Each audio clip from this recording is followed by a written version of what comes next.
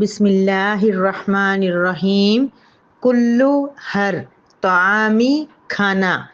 کانا تھا، حلن حلال، لیے بنی اسرائیل کے لیے، الا مگر ما جو حرم حرام کر دیا تھا، اسرائیل نے، علی اوپر، نفسہ اپنے نفس کے، من قبلی اس سے پہلے، کہ ان یہ کہ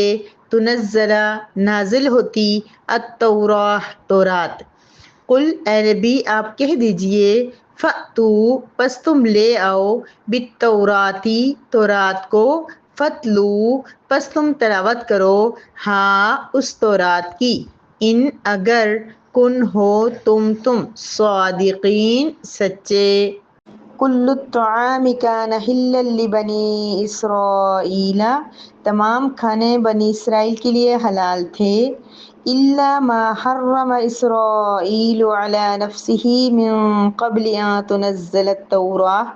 سوائے ان کے جو تورات کے نازل ہونے سے پہلے یعقوب علیہ السلام نے اپنے اوپر خود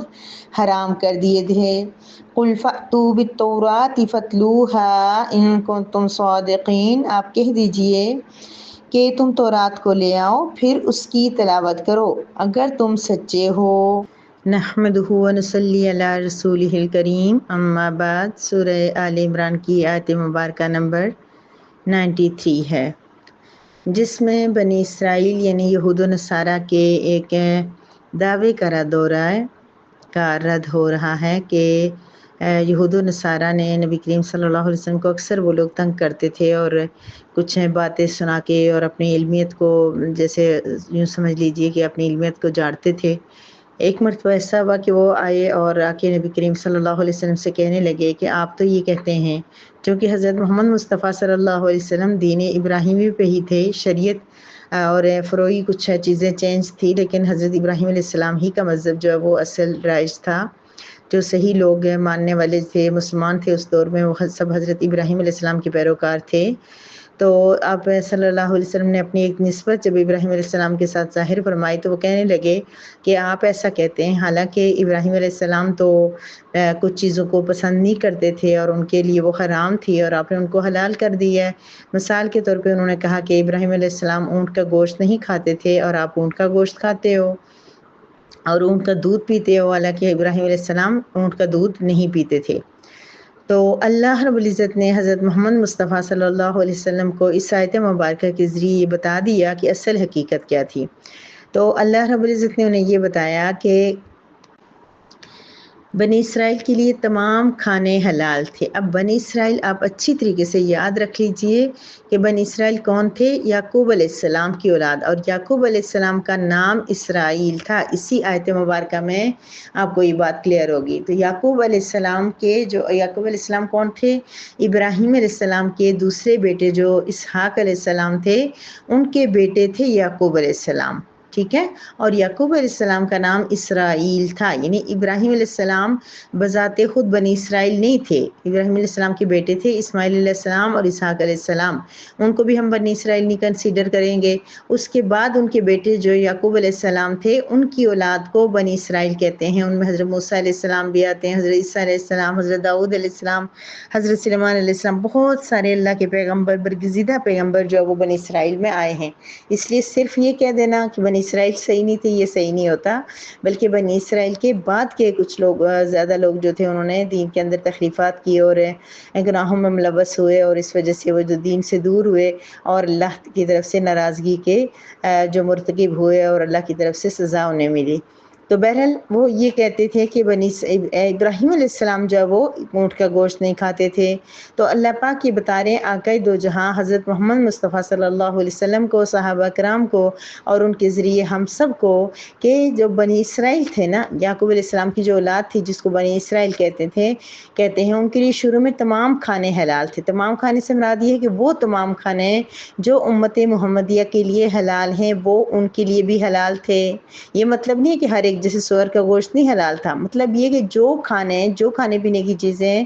حضرت محمد مصطفیٰ صلی اللہ علیہ وسلم کی امت پہ حلال ہیں، یہ ساری چیزیں ان کے لیے حلال تھی۔ لیکن کیا ہوا، ما حرم اسرائیل علی نفسہ، مگر جو یہ اسرائیل، دیکھیے اسرائیل سے مطلب کیا، یعقوب علیہ السلام نے جو خود پہ حرام کیا تھا، اس کی وجہ کیا تھی، خود پہ انہوں نے کیوں حرام کیا تھا؟ روایات میں ہے کہ ان کو ارک النساء کی بیماری ہو گئی تھی اور بہت زیادہ تکلیف تھی، تو انہوں نے یہ منت مانی تھی کہ جب میں اس بیماری سے ٹھیک ہو جاؤں گا تو اپنی محبوب ترین چیز کو کھانا چھوڑ دوں گا، جو چیز مجھے زیادہ مرغوب ہے میں اسے چھوڑ دوں گا۔ منت مانی تھی، جیسے کہ ہم بھی منت مانتے ہیں۔ تو انہوں نے جب یہ منت مانی تو ان کو صحتیاب ہو گئے، تو انہوں نے جو ہے ان کو اونٹ کا گوشت اور اونٹ کا دودھ بہت زیادہ پسند تھا، تو انہوں نے اس وجہ سے اس کو چھوڑ دیا۔ رب دیکھیے کہ اس سے پہلے والی آیت مبارکہ کے اندر اللہ رب العزت ہمیں یہ سکھا رہے تھے کہ اپنی پسندیدہ ترین چیز اللہ کے راستے میں دے دو، اور یہاں پر یہ بتایا جا رہا ہے کہ یعقوب علیہ السلام نے اللہ رب العزت کی ہاں منت مان کے اپنی پسندیدہ چیز کو چھوڑ دیا تھا۔ اس وقت تو چھوڑنا ہوتا تھا زیادہ بیسٹ، لیکن ہماری پیاری اللہ رب العزت کے کرم سے امت محمدیہ کی شان یہ ہے کہ یہاں پر کسی چیز کو بھی چھوڑنا درست نہیں ہے، جائز نہیں ہے، بلکہ اب کیا ہوتا ہے کہ اگر کوئی چیز آپ کو محبوب ترین ہے اور آپ اللہ کی رضا حاصل کرنا چاہتے ہیں تو آپ وہ اپنی محبوب ترین چیز اللہ کے راستے میں کسی ضرورت مند کو دے دو۔ دیکھیے یاد رکھیے کہ جیسے قابیل حابیل کا واقعہ ہم پڑھیں گے کہ انہوں نے جب اپنی منت جو وہ اپنی جو صدقہ تھا وہ کیا کرتے تھے، اس کو ایک پہاڑ پہ رکھتے تھے اور اس کو آگ لگا دیتے تھے، اس کو وہاں رکھتے تھے، اور جس کو آ کے آگ کھا لیتی تھی وہ قبول ہوتا تھا۔ دیکھیے ضائع تو ہوتا تھا نا وہاں پہ، لیکن ہماری امت کی یہ فضیلت ہے کہ ہمیں اللہ رب العزت کی طرف سے یہ ہے کہ صدقہ دینا ہے، خیرات کرنی ہے تو دوسرے انسانوں کی مدد کرو، گویا کہ دوبارہ بھی اس طرح سے بھی امت محمدیہ ہی کی مدد ہوتی ہے۔ اور دوسرا یہ ہے کہ جو اس وقت منت مانی جاتی تھی وہ پوری کرنی لازمی ہوتی تھی، ضروری ہوتی تھی، اگرچہ کوئی حلال چیز کو حرام بھی کیا جائے، جبکہ ہمارے ہاں مسئلہ یہ ہے کہ اگر کوئی حلال چیز ہے تو اسے حرام کرنا ہمارے لیے درست نہیں ہے۔ مثلا مرغی کا گوشت کھانا جائز ہے، اگر کوئی قسم کھا لے کہ میں مرغی کا گوشت نہیں کھاؤں گا تو اس کے لیے بہتر یہ ہے کہ وہ اس قسم کو توڑ دے، اس کا کفارہ ادا کرے اور مرغی کا گوشت کھا لے۔ اسی طریقے سے کوئی کسی کو تکلیف دینے کی کوئی قسم کھا لے، منت مان لے، تب تو اس کے لیے واجب ہو جاتا ہے اس منت کو توڑنا۔ جیسے کہ آقا دو جہاں حضرت محمد مصطفیٰ صلی اللہ علیہ وسلم کو ایک مرتبہ، یہ واقعہ بھی ہم انشاءاللہ کسی آیت کے ضمن میں انشاءاللہ ڈیٹیل سے پڑھیں گے، تو شہد کے بارے میں آپ صلی اللہ علیہ وسلم نے ایک دفعہ فرما دیا تھا کہ اللہ کی قسم میں شہد نہیں کھاؤں گا، تو اللہ کی طرف سے حکم آ گیا کہ آپ اپنی قسم توڑیں اور حلال چیز کو کھائیں، کیونکہ اگر آپ اللہ کے نبیوں کے حلال کو حرام کریں گے تو بعد میں آپ کی امت بھی یہی کام کرے گی۔ اور سیم یہی یعقوب علیہ السلام کے ساتھ ہوا کہ انہوں نے اونٹ کا گوشت منت مان کے اپنے اوپر حرام کیا، تو بعد میں کیا ہوا، ان کی امت نے، ان کی اولاد نے، ان کی نسلوں نے کیا کر دیا، اونٹ کا گوشت کھانا اور دودھ پینا چھوڑ دیا ان کی تائید میں۔ اسی وجہ سے انبیاء کو اس طرح سے اگر وہ کہیں کوئی کام کریں گے تو وہ دوسروں نے بھی کرنا ہوتا ہے۔ اس کے علاوہ بھی بنی اسرائیل کے لیے کچھ چیزیں ان کے گناہوں کی وجہ سے بھی حرام ہو گئی تھی، کچھ چیزیں جن کا کھانا حلال تھا لیکن ان کی نافرمانی کی وجہ سے اللہ پاک نے ان کے لیے حرام کر دی تھی۔ بہرحال آیت مبارکہ کا کنٹیکس اور مطلب آپ اچھی طرح سمجھ لیجئے کہ اللہ پاک یہ فرما رہے ہیں کہ بنی اسرائیل کے لیے تمام کھانے حلال تھے، لیکن جو یعقوب علیہ السلام نے اپنی ذات پہ اونٹ کا گوشت خود حرام کیا تھا وہ حرام ہو گیا تھا، لیکن وہ ہوا کب تھا، ان تنزل التوراۃ، تورات کے نازل ہونے سے پہلے۔ جو یہود و نصارہ نبی کریم صلی اللہ علیہ وسلم کے پاس آئے تھے انہوں نے یہ دعویٰ کیا تھا کہ ابراہیم علیہ السلام اونٹ کا گوشت نہیں کھاتے تھے، اور یعنی کہ ہمارے اس کے بعد جو ہماری شریعت ہے یعنی تورات وغیرہ ہے اس میں بھی اونٹ کا گوشت کھانا جائز نہیں بتایا گیا اللہ کی طرف سے۔ لہٰذا اے نبی، آپ اللہ کے رسول ہیں تو آپ کیسے یہ گوشت کھا رہے ہیں، کیوں کھا رہے ہیں، جبکہ ہماری شریعت میں اور ہماری شریعت اللہ کی طرف سے تھی، تورات میں یہ حرام تھا۔ تو اللہ رب العزت نے ان کو جواب یہ دیا کہ اے نبی ان سے پھر یہ کہیے کہ اگر تورات میں یہ بات لکھی ہوئی ہے کہ گوشت کھانا حلال نہیں ہے تو پھر تم تورات کو لے کے آ جاؤ، پہلی بات تورات اٹھا کے لے آؤ، دوسری بات ہے کہ تلاوت کر کے سناؤ، دکھاؤ کہاں لکھا ہے۔ اس کا مطلب ہے کسی چیز کی دلیل مانگنا غلط نہیں ہے۔ کوئی چیز درست ہو، اتھینٹک ہو، کوئی بہت دعویٰ کر رہا ہو تو بندہ سے سوال کر سکتا ہے کہ بھئی اس پہ دلیل کیا ہے. تو اللہ پاک ان سے یہ کہہ رہے ہیں کہ تم یہ کہہ رہے ہو کہ تورات میں بھی یہ چیزیں حرام تھی، یعنی کہ بنی اسرائیل پہ حرام تھی اور ابراہیم علیہ السلام پہ حرام تھی. آپ کو یاد ہے نا کہ ابراہیم علیہ السلام کے بارے میں بھی اللہ پاک نے پھر آیت مبارکہ کے ضمن میں بتایا تھا کہ وہ ابراہیم علیہ السلام یہودی یا عیسائی نہیں تھے، بنی اسرائیل نہیں تھے، کیونکہ وہ یعقوب علیہ السلام کے دادا تھے. تو اس وقت وہ تو یعقوب علیہ السلام کی اور ان کی نسل بعد میں بنی اسرائیل بنی اور سب کچھ. تو یہاں بھی یہی کہا جا رہا ہے کہ تورات میں تم یہ کہتے ہو کہ لکھا ہوا ہے کہ اونٹ کا گوشت کھانا حلال نہیں ہے، لہٰذا تم تورات کو لے کے آ جاؤ، پڑھ کے سناؤ، ان کنتم صادقین، اگر تم سچے ہو. تو مطلب کیا، ان کو جب آقا دو جہاں نے یہ آیت مبارکہ سنائی تو انہوں نے منع کر دیا صاف.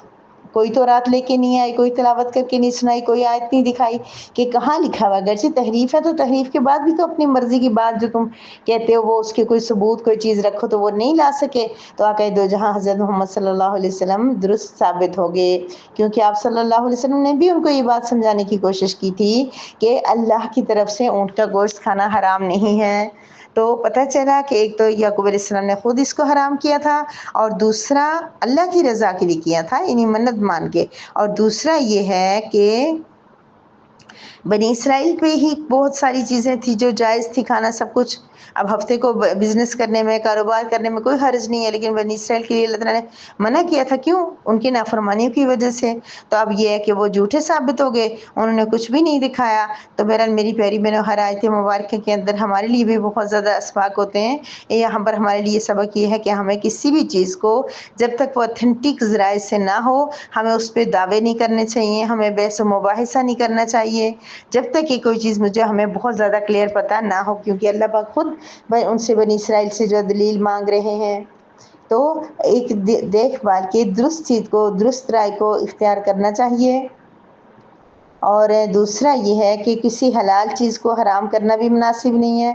جو اللہ پاک نے حلال کیا ہے اس سے فائدہ اٹھانا، جو چیز ہمیں جو سہولت ملی ہے. اللہ کے نبی نے غلط نہیں کیا تھا، نعوذ باللہ من ذالک، ان کے اعتبار سے، ان کے زمانے کے اعتبار سے یہ سب ٹھیک تھا. لیکن چونکہ اللہ پاک اب یہ بتا رہے ہیں کہ ایسا نہیں کرنا چاہیے، کسی چیز جائز اور حلال چیز کو حرام نہیں کرنا چاہیے، کیونکہ وہ ہو سکتا ہے کہ اللہ پاک اس کو پھر ٹوٹلی اس بندے کے لیے حرام کر دیں. اگر کوئی چیز نہیں پسند تو انسان اس کو کھانا چھوڑ دے، لیکن اس کو حرام نہ کرے. ہو سکتا ہے کہ کبھی اس کو کھانا بھی پڑ جائے. تو بہرحال بنی اسرائیل کے مقابلے میں آقا دو جہاں حضرت محمد صلی اللہ علیہ وسلم کی دلیل اتھینٹک تھی، ان کی بات اور ساری چیزیں، اور خاص طور پہ جس انداز سے اللہ پاک نے ان کو جواب دیا. تو آقا دو جہاں حضرت محمد صلی اللہ علیہ وسلم نے بھی یہ آیت ان کو پڑھ کے سنائی ہوگی. پہلے ہی وہ شرمندہ ہو گئے تھے کیونکہ وہ کوئی کتاب، آیت وغیرہ کچھ بھی لا نہیں سکے. اللہ رب العزت ہمیں بھی صحیح معنوں میں سچا پکا مسلمان بنائے کہ ہم جو بات کریں، جو بات کہیں، جو کام کریں وہ سب دلیل کی بنیاد پہ ہو، قرآن کریم کی روشنی میں ہو، آقا دو جہاں حضرت محمد صلی اللہ علیہ وسلم تمام انبیاء کرام کے بتائے ہوئے طریقے کے مطابق ہو. اللہ رب العزت ہم سب کو کہنے سننے سے زیادہ عمل کی توفیق عطا فرمائے. وآخر دعوانا ان الحمد للہ رب العالمین.